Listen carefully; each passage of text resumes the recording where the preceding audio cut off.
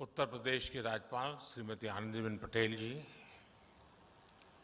केंद्रीय मंत्रिमंडल के मेरे सहयोगी और लखनऊ के ही सांसद हमारे वरिष्ठ साथी श्रीमान राजनाथ सिंह जी, श्री हरदीप सिंह पुरी जी,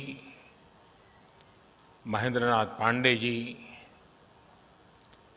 यहाँ के लोकप्रिय मुख्यमंत्री योगी आदित्यनाथ जी, उप मुख्यमंत्री श्री केशव प्रसाद मौर्य जी, श्री दिनेश शर्मा जी, केंद्रीय मंत्रिमंडल के मेरे सहयोगी श्रीमान कौशल किशोर जी, राज्य सरकार के मंत्रीगण, सांसद, विधायकगण, देश के अलग अलग हिस्सों से आए सभी आदरणीय मंत्रीगण, अन्य सभी महानुभाव और उत्तर प्रदेश के मेरे प्रिय भाइयों और बहनों, लखनऊ आता हूं तो अवध के इस क्षेत्र का इतिहास, मलिहाबादी दशहरी जैसी मीठी बोली, खान पान, कुशल कारीगरी, आर्ट, आर्किटेक्चर, सब कुछ ऐसे सामने की तरफ देखने लग जाता है। मुझे अच्छा लगा कि 3 दिनों तक लखनऊ में न्यू अर्बन इंडिया यानी भारत के शहरों के नए स्वरूप देश भर के एक्सपर्ट्स एकत्र आकर के मंथन करने वाले हैं। यहां जो प्रदर्शनी लगी है वो आजादी के इस अमृत महोत्सव में 75 साल की उपलब्धियां और देश के नए संकल्पों को भली भांति प्रदर्शित करती है। और मैंने अनुभव किया है, पिछले दिनों जब डिफेंस का कार्यक्रम किया था और उस समय जो प्रदर्शनी लगी थी, सिर्फ लखनऊ ही नहीं, पूरा उत्तर प्रदेश उसे देखने के लिए पहुंचा था। मैं इस बार भी आग्रह करूंगा कि ये जो प्रदर्शनी लगी है, यहां के नागरिकों से मेरा आग्रह है, आप जरूर देखिए। हम सब मिलकर के देश को कहां से कहां ले जा सकते हैं, हमारे विश्वास को जगाने वाला ये अच्छा प्रदर्शनी है, आपने जरूर देखनी चाहिए। आज यूपी के शहरों के विकास से जुड़े 75 प्रोजेक्ट्स विकास के, उसका भी शिलान्यास और लोकार्पण किया गया है। आज ही यूपी के 75 जिलों में 75,000 लाभार्थियों को उनके अपने पक्के घर की चाबियां भी मिली है।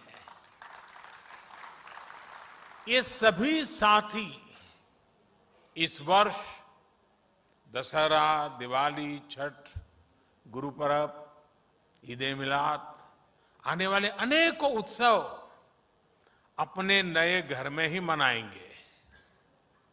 अभी कुछ लोगों से बात करके मुझे बहुत संतोष मिला है और भोजन का निमंत्रण भी मिल गया है। मुझे इस बात की भी खुशी होती है कि देश में पीएम आवास योजना के तहत जो घर दिए जा रहे हैं, उनमें 80% से ज्यादा घरों पर मालिकाना हक महिलाओं का है या फिर वो ज्वाइंट ओनर है।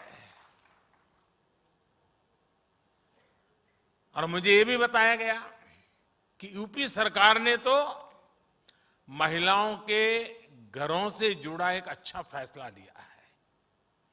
10 लाख रुपए तक की राशि के घरों की रजिस्ट्री कराने पर स्टैंप ड्यूटी में महिलाओं को 2% की छूट भी दी जा रही है। ये बहुत प्रशंसनीय निर्णय है। लेकिन साथियों, जब हम ये बात करते हैं कि महिलाओं को ये उनके नाम मिल्कत होगी, तो उतना हमारे मन में रजिस्टर नहीं होता है। लेकिन मैं थोड़ा आपको उस दुनिया में ले जाता हूं, आपको अंदाज आएगा कि ये निर्णय कितना महत्वपूर्ण है। आप देखिए, किसी भी परिवार में जाइए, अच्छा है गलत है ये मैं नहीं कह रहा हूं, मैं सिर्फ स्थिति का बयान कर रहा हूं। अगर मकान है तो पति के नाम पर, खेत है तो पति के नाम पर, गाड़ी है तो पति के नाम पर, स्कूटर है तो पति के नाम पर, दुकान है तो पति के नाम पर, और अगर पति नहीं रहा तो बेटे के नाम पर। लेकिन उस मां के नाम पर कुछ नहीं होता है, उस महिला के नाम कुछ भी नहीं होता है। एक स्वस्थ समाज के लिए संतुलन बनाने के लिए कुछ कदम उठाने पड़ते हैं, और इसलिए हमने तय किया है कि सरकार जो आवास देगी उसका मालिकाना हक महिला को दिया जाए।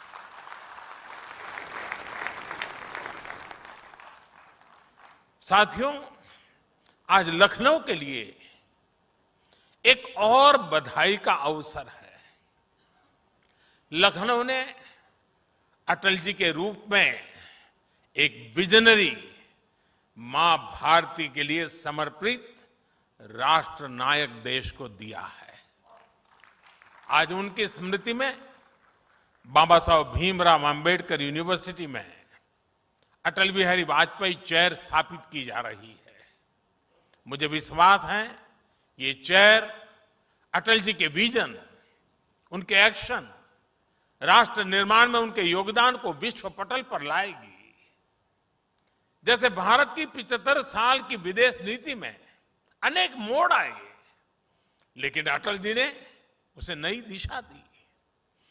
देश की कनेक्टिविटी, लोगों की कनेक्टिविटी के लिए उनके प्रयास आज के भारत की मजबूत नींव है। अब सोचिए, एक तरफ प्रधानमंत्री ग्राम सड़क योजना और दूसरी तरफ स्वर्णिम चतुष्क, north east, east west, north south, east west corridor, यानी दोनों तरफ एक साथ दृष्टि और दोनों तरफ विकास का प्रयास। साथियों, वर्षों पहले जब अटल जी ने नेशनल हाईवे के माध्यम से देश के महानगरों को जोड़ने का विचार रखा था, तो कुछ लोगों को यकीन ही नहीं होता था कि ऐसा संभव है। 6-7 पहले जब मैंने गरीबों के लिए करोड़ों पक्के घर, करोड़ों शौचालय, तेजी से चलने वाली रेल, शहरों में पाइप से गैस, ऑप्टिकल फाइबर जैसे बड़े इंफ्रास्ट्रक्चर प्रोजेक्ट की बात की, तब भी आदतन कुछ लोग यही सोचते थे कि इतना सब कुछ कैसे हो पाएगा। लेकिन आज इन अभियानों में भारत की सफलता दुनिया देख रही है। भारत आज पीएम आवास योजना के तहत जितने पक्के घर बना रहा है, वो दुनिया के अनेक देशों की कुल आबादी से भी अधिक है। एक समय था जब घर की स्वीकृति से लेकर उसको जमीन पर उतरने में ही बरसों लग जाते थे। जो घर बनते थे भी वो शायद रहने लायक थे कि नहीं, ये सवालिया निशान जरूर पूछे जाते थे। घरों की साइज छोटी, कंस्ट्रक्शन मटेरियल खराब, अलॉटमेंट में हेरा फेरी, ये सब मेरे गरीब भाइयों बहनों को भाग्य बना दिया गया था। 2014 में देश ने हमें सेवा करने का अवसर दिया, और मैं उत्तर प्रदेश का विशेष रूप से आभारी हूं कि आपने मुझे देश की संसद में पहुंचाया। और जब आपने हमें दायित्व दिया तो हमने अपना दायित्व निभाने की ईमानदार कोशिश की है। साथियों, 2014 से पहले जो सरकार थी उसने देश में शहरी आवास योजनाओं के तहत सिर्फ 13 लाख मकान ही मंजूर किए थे। आंकड़ा याद रहेगा? पुरानी सरकार ने 13 लाख आवास, इसमें भी सिर्फ 8 लाख मकान ही बनाए गए थे। 2014 के बाद से हमारी सरकार ने पीएम आवास योजना के तहत शहरों में 1,13,00,000 से ज्यादा घरों के निर्माण की मंजूरी दी। कहां 13 लाख और कहां 1,13,00,000।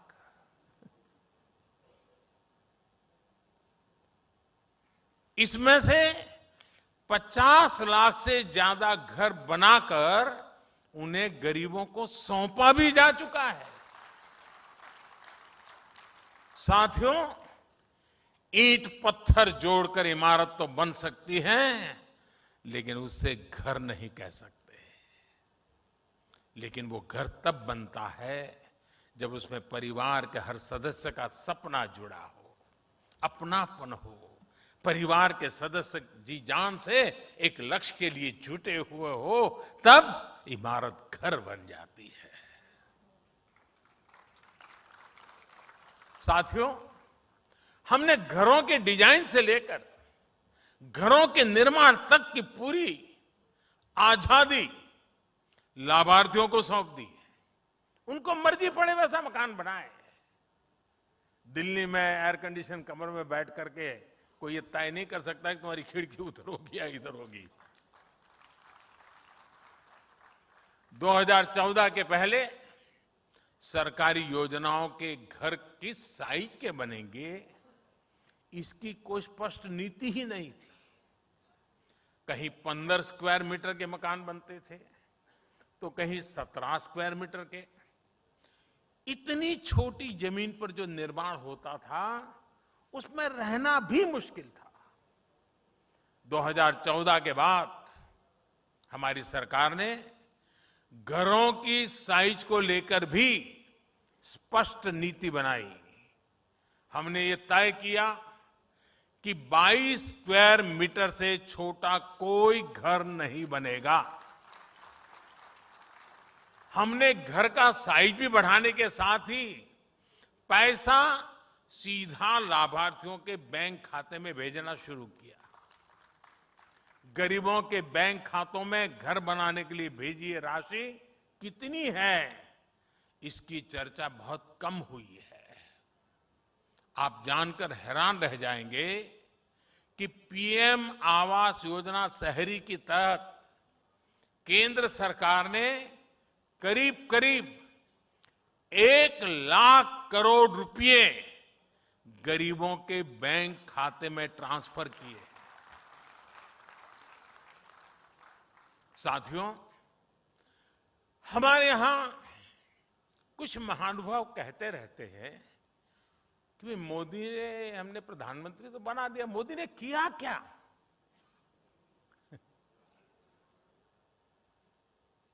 आज पहली बार मैं ऐसी बात बताना चाहता हूं जिसके बाद बड़े बड़े विरोधी जो दिन रात हमारा विरोध करने में ही अपनी ऊर्जा खपाते हैं, वो मेरा ये भाषण सुनने के बाद टूट पड़ने वाले हैं, मुझे पता है। लेकिन मुझे लगता है मुझे बताना चाहिए।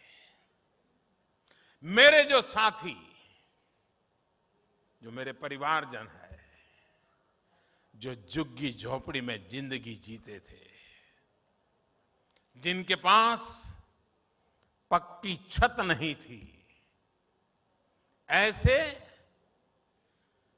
3 करोड़ परिवारों को इस कार्यकाल में एक ही योजना से लखपति बनने का अवसर मिल गया है। इस देश में मोटा मोटा अंदाज करें तो 25-30 करोड़ परिवार है, मोटा मोटा अंदाज करें।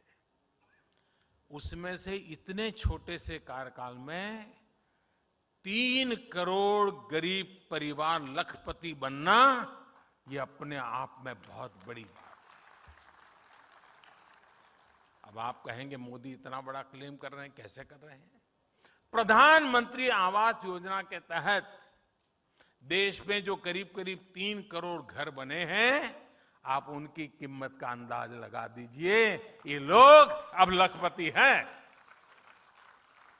3 करोड़ पक्के घर बनाकर हमने गरीब परिवारों का सबसे बड़ा सपना पूरा किया है। साथियों, मुझे वो दिन भी याद आते हैं जब तमाम प्रयासों के बावजूद उत्तर प्रदेश घरों के निर्माण में आगे नहीं बढ़ रहा था। आज लखनऊ में ही, और जब मैं आज लखनऊ में हूं तो मुझे लगता है जरा विस्तार से ये बात बतानी चाहिए ना? हाँ, आप तैयार हैं?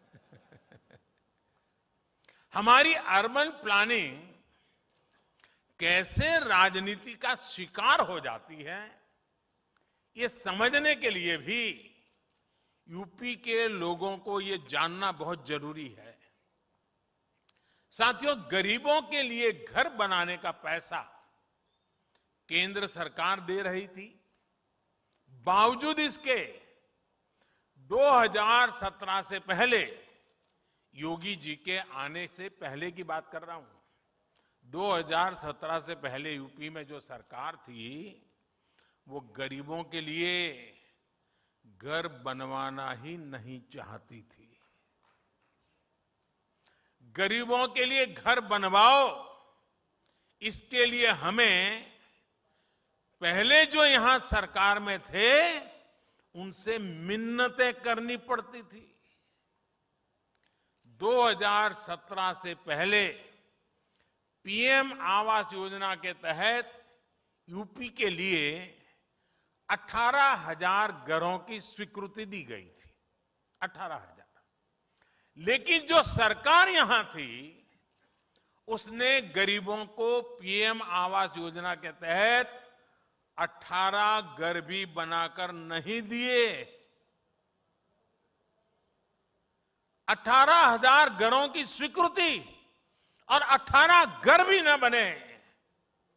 मेरे उत्तर प्रदेश के भाइयों बहनों, ये चीजें आपको सोचनी चाहिए।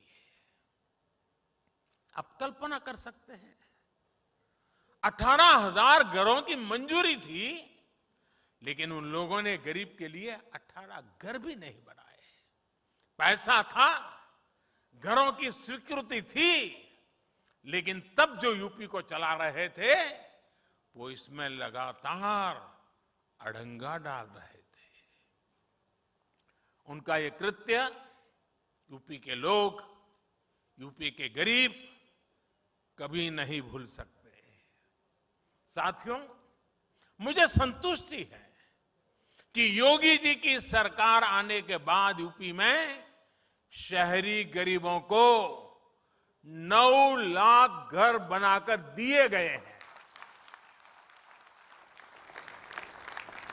शहर में रहने वाले हमारे गरीब भाई बहनों के लिए अब यूपी में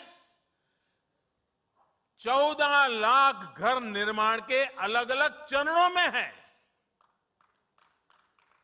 अब घर में बिजली, पानी, गैस, शौचालय ऐसी सुविधाएं भी मिल रही हैं, तो गृह प्रवेश भी पूरी खुशी के साथ, आन बान के साथ हो रहा है।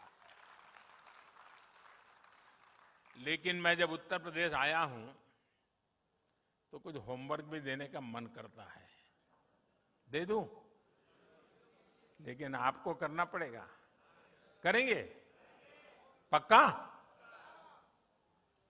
देखिए, मैंने अखबार में पढ़ा है और अभी योगी जी भी शायद मैं पूछ रहा था, इस बार दीपावली में अयोध्या में कहते हैं 7.5 लाख दिए हैं, 7.5 लाख दिए का कार्यक्रम होगा। मैं उत्तर प्रदेश को कहता हूं कि रोशनी के लिए स्पर्धा में मैदान में आए।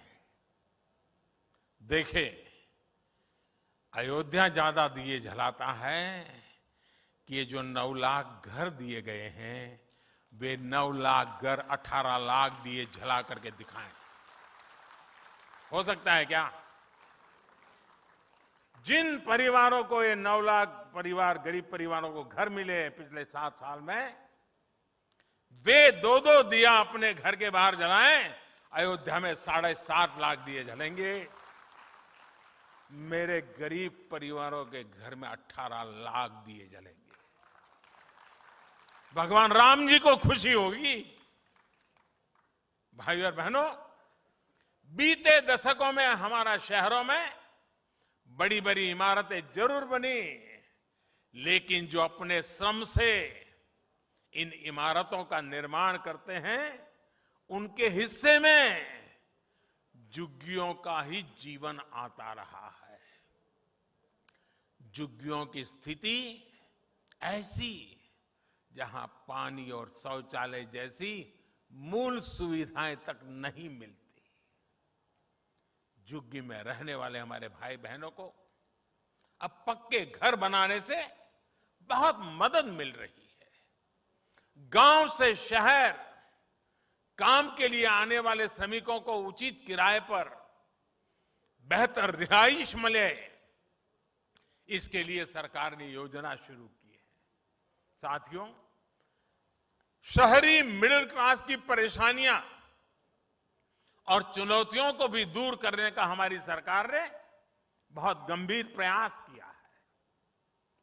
रियल एस्टेट रेगुलेटरी अथॉरिटी यानी रेरा कानून ऐसा ही एक बड़ा कदम रहा है।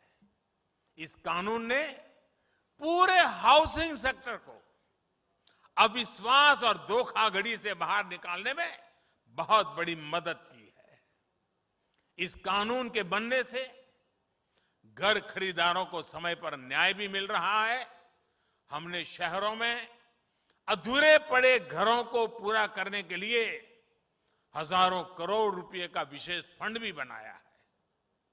मिडिल क्लास अपने घर का सपना पूरा कर सके, इसके लिए पहली बार घर खरीदने वालों को लाखों रुपयों की मदद भी दी जा रही है। उन्हें कम ब्याज दरों से भी मदद मिल रही है। हाल ही में मॉडल टेनेंसी एक्ट भी राज्यों को भेजा गया है और मुझे खुशी है कि यूपी सरकार ने तुरंत ही उसे लागू भी कर दिया है। इस कानून ने मकान मालिक और किराएदार दोनों की बरसों पुरानी दिक्कतें दूर हो रही है। इससे किराए का मकान मिलने में आसानी भी होगी और रेंटल प्रॉपर्टी के बाजार को बल मिलेगा। अधिक निवेश और रोजगार के अवसर बनेंगे। भाइयों और बहनों, कोरोना के काल में वर्क फ्रॉम होम को लेकर जो नियम बनाए गए, उनसे शहरी मिडिल क्लास का जीवन और आसान हुआ है। रिमोट वर्किंग के आसान होने से कोरोना काल में मिडिल क्लास के साथियों को बहुत राहत मिली है। भाइयों और बहनों, अगर आप याद करें तो 2014 से पहले हमारे शहरों की साफ सफाई को लेकर अक्सर हम नकारात्मक चर्चाएं ही सुनते थे। गंदगी को शहरी जीवन का स्वभाव मान लिया गया था। साफ सफाई के प्रति बेरुखी से शहरों की सुंदरता, शहरों में आने वाले टूरिस्ट, इस पर तो असर पड़ता ही है। शहर में रहने वालों के स्वास्थ्य पर भी ये बहुत बड़ा संकट होता है। इस स्थिति को बदलने के लिए देश स्वच्छ भारत मिशन और अमृत मिशन के तहत बहुत बड़ा अभियान चला रहा है। बीते वर्षों में शहरों में 60 लाख से ज्यादा निजी टॉयलेट और 6 लाख से अधिक सामुदायिक शौचालय बने हैं। 7 साल पहले तक यहां सिर्फ 18% कचरे का ही निष्पादन हो पाता था, वो आज बढ़कर 70% हो चुका है। यहां यूपी में भी वेस्ट प्रोसेसिंग की बड़ी क्षमता बीते वर्षों में विकसित की गई है और आज मैंने प्रदर्शनी में देखा ऐसी अनेक चीजों को वहां रखा गया है और मन को बड़ा सुकून देने वाला दृश्य है। अब स्वच्छ भारत अभियान 2.0 के तहत शहरों में खड़े कूड़े के पहाड़ों को हटाने का अभियान भी शुरू कर दिया गया है। साथियों, शहरों की भव्यता बढ़ाने में एक और अहम भूमिका निभाई है एलईडी लाइट्स ने। सरकार ने अभियान चलाकर देश में 90 लाख से ज्यादा पुरानी स्ट्रीट लाइट्स को एलईडी से बदला है। एलईडी स्ट्रीट लाइट लगने से शहरी निकायों के भी हर साल करीब करीब 1000 करोड़ रुपए बच रहे हैं। अब ये राशि विकास के दूसरे कार्यों में वो शहरी निकाय लगा सकते हैं और लगा रहे हैं। एलईडी ने शहर में रहने वाले लोगों का बिजली बिल भी बहुत कम किया है। जो एलईडी बल्ब पहले 300 रुपये से भी महंगा आता था, वो सरकार ने उजाला योजना के तहत 50-60 रुपए में बना दिया है। इस योजना के माध्यम से करीब 37 करोड़ एलईडी बल्ब बांटे गए हैं। इस वजह से गरीब और मध्यम वर्ग का करीब करीब 24,000 करोड़ रुपए बिजली बिल में बचत हुई है। साथियों, 21वीं सदी के भारत में शहरों के कायाकल्प का सबसे प्रमुख तरीका है टेक्नोलॉजी का ज्यादा से ज्यादा इस्तेमाल। शहरों के विकास से जुड़ी जो संस्थाएं हैं, जो सिटी प्लानर्स हैं, उन्हें अपनी अप्रोच में सर्वोच्च प्राथमिकता टेक्नोलॉजी को देनी होगी। और साथियों, जब हम गुजरात में छोटे से इलाके में रहते थे और जब भी लखनऊ की बात आती थी तो लोगों के मुंह से निकलता था कि भाई लखनऊ में तो कहीं पर जाइए सुनने को मिलता है पहले आप, पहले आप, पहले आप। यही बात होती है। आज मजाक में ही सही, हमें टेक्नोलॉजी को भी कहना पड़ेगा पहले आप। भारत में पिछले 6-7 वर्षों में शहरी क्षेत्र में बहुत बड़ा परिवर्तन टेक्नोलॉजी से आया है। देश के 70 से ज्यादा शहरों में आज जो integrated command and control centre चल रहे हैं, उसका आधार टेक्नोलॉजी ही है। आज देश के शहरों में सीसीटीवी कैमरों का जो नेटवर्क बिछ रहा है, टेक्नोलॉजी ही उसे मजबूत कर रही है। देश के 75 शहरों में जो 30,000 से ज्यादा आधुनिक सीसीटीवी कैमरे लगे हैं, उनकी वजह से गुनहगारों को 100 बार सोचना पड़ता है। ये सीसीटीवी अपराधियों को सजा दिलाने में भी काफी मदद कर रहे हैं। साथियों, आज भारत के शहरों में हर रोज जो हजारों टन कूड़े का निस्तारण हो रहा है, प्रोसेस हो रहा है, सड़कों के निर्माण में लग रहा है, वो भी टेक्नोलॉजी की वजह से है। वेस्ट में से वेल्थ अनेक प्रोजेक्ट मैंने आज इस प्रदर्शनी में देखे हैं। हर किसी को प्रेरणा देने वाले प्रयोग हैं, बड़ा बारीकी से देखने जैसा है। साथियों, आज देश भर में जो सीवेज ट्रीटमेंट प्लांट बनाए जा रहे हैं, आधुनिक टेक्नोलॉजी उनकी क्षमता और बढ़ा रही है। ये national common mobility card technology की ही तो देन है। आज यहां इस कार्यक्रम में 75 इलेक्ट्रिक बसों को हरी झंडी दिखाई गई है। ये भी आधुनिक टेक्नोलॉजी का ही तो प्रतिबिंब है। साथियों, मैंने अभी लाइट हाउस प्रोजेक्ट के तहत लखनऊ में बन रहे घरों को देखा। इन घरों में जो टेक्नोलॉजी इस्तेमाल हो रही है उसमें प्लास्टर और पेंट की जरूरत ही नहीं पड़ेगी। इसमें पहले से तैयार पूरी दीवारों का उपयोग किया जाएगा। इससे घर और तेजी से बनेंगे। मुझे विश्वास है कि यहां लखनऊ में देश भर से जो साथी आए हैं वो इस प्रोजेक्ट से बहुत कुछ सीख कर जाएंगे और अपने शहरों में इनको इंप्लीमेंट करने का प्रयास करेंगे। साथियों, टेक्नोलॉजी कैसे गरीब का जीवन बदलती है, इसका एक उदाहरण पीएम स्वनिधि योजना भी है। लखनऊ जैसे कई शहरों में तो अनेक प्रकार के बाजारों की परंपरा रही है। कहीं बुध बाजार लगता है, कहीं गुरु बाजार लगता है, कहीं शनि बाजार लगता है और इन बाजारों की रौनक हमारे रेहड़ी पटरी वाले भाई बहनें ही बढ़ाते हैं। हमारे इन भाई बहनों के लिए भी अब टेक्नोलॉजी का एक साथी बनकर के लाए हैं। पीएम स्वनिधि योजना के तहत रेहड़ी पटरी वालों को, स्ट्रीट वेंडर्स को बैंकों से जोड़ा जा रहा है।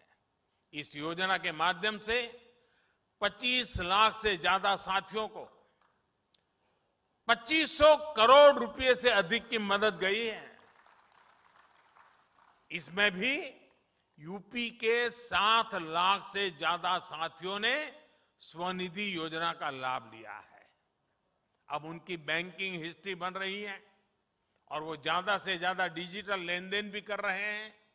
मुझे खुशी है, इस बात की खुशी है कि स्वनिधि योजना का सबसे ज्यादा लाभ पहुंचाने वाले पूरे देश के टॉप 3 शहरों में 2 हमारे उत्तर प्रदेश के ही हैं। पूरे देश में नंबर 1 है लखनऊ और नंबर 2 पर है कानपुर। कोरोना के इस समय में ये बहुत बड़ी मदद है। मैं योगी जी की सरकार की इसके लिए बहुत सराहना करता हूं। साथियों, आज जब मैं हमारे रेहड़ी पटरी वाले साथियों द्वारा डिजिटल लेन देन की बात कर रहा हूं तो मुझे ये भी याद आ रहा है कि पहले कैसे इसका मजाक उड़ाया जाता था। कहा जाता था कि ये कम पढ़े लिखे लोग कैसे डिजिटल लेन देन कर पाएंगे। लेकिन स्वनिधि योजना से जुड़े रेहड़ी पटरी वाले अब तक 7 करोड़ से ज्यादा बार डिजिटल लेन देन कर चुके हैं। अब ये थोक व्यापारियों से भी कुछ खरीदने जाते हैं तो डिजिटल पेमेंट ही करते हैं। आज ऐसे ही साथियों की वजह से भारत डिजिटल पेमेंट में नए रिकॉर्ड बना रहा है।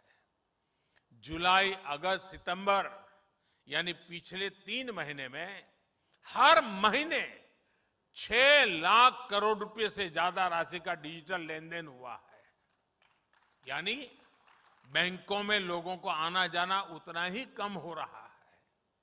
ये बदलते हुए भारत और टेक्नोलॉजी को अपनाते हुए भारत की ताकत को दिखाता है। साथियों, बीते वर्षों में भारत में ट्रैफिक की समस्या और प्रदूषण की चुनौती दोनों पर होलिस्टिक अप्रोच के साथ काम हुआ है। मेट्रो भी उसका एक बेहतरीन उदाहरण है। आज भारत मेट्रो सेवा का देश भर के बड़े शहरों में तेजी से विस्तार कर रहा है। 2014 में जहां 250 किलोमीटर से कम रूट पर मेट्रो चलती थी, वहीं आज लगभग 750 किलोमीटर में मेट्रो दौड़ रही है। और मुझे आज अफसर बता रहे थे कि 1050 किलोमीटर पे काम चल रहा है। यूपी के भी 6 शहरों में आज मेट्रो नेटवर्क का विस्तार हो रहा है। 100 से ज्यादा शहरों में इलेक्ट्रिक बसों के संचालन का लक्ष्य या फिर उड़ान योजना, ये भी शहरी विकास को गति दे रहे हैं। 21वीं सदी का भारत अब मल्टी मॉडल कनेक्टिविटी की ताकत के साथ आगे बढ़ेगा और इसकी भी तैयारी बहुत तेजी से चल रही है। और साथियों, शहरी इंफ्रास्ट्रक्चर के इन सारे प्रोजेक्ट का सबसे बड़ा सकारात्मक प्रभाव है रोजगार निर्माण। शहरों में चाहे मेट्रो का काम हो, घरों का निर्माण हो, बिजली पानी का काम हो, ये बहुत बड़ी संख्या में रोजगार के नए अवसर बनाते हैं। एक्सपर्ट्स उन्हें फोर्स मल्टीप्लायर मानते हैं। इसलिए हमें इन परियोजनाओं की गति को बनाए रखना है। भाई और बहनों, उत्तर प्रदेश में तो पूरे भारत की भारतीय संस्कृति की प्राणवायु समाई है। ये प्रभु श्री राम की भूमि है, श्री कृष्ण की भूमि है, भगवान बुद्ध की भूमि है। यूपी की समृद्ध विरासत को संजोना, संवारना, शहरों को आधुनिक बनाना हम सबकी जिम्मेदारी है। 2017 के पहले के यूपी और बाद के यूपी का अंतर उत्तर प्रदेश के लोग भी अच्छे जानते हैं। पहले बिजली यूपी में आती कम थी, जाती ज्यादा थी, और आती भी थी तो वहां आती थी जहां नेता चाहते थे। बिजली सुविधा नहीं, सियासत का टूल थी। सड़क सिर्फ तब बनती थी जब सिफारिश हो। पानी की स्थिति तो आप सभी को पता है।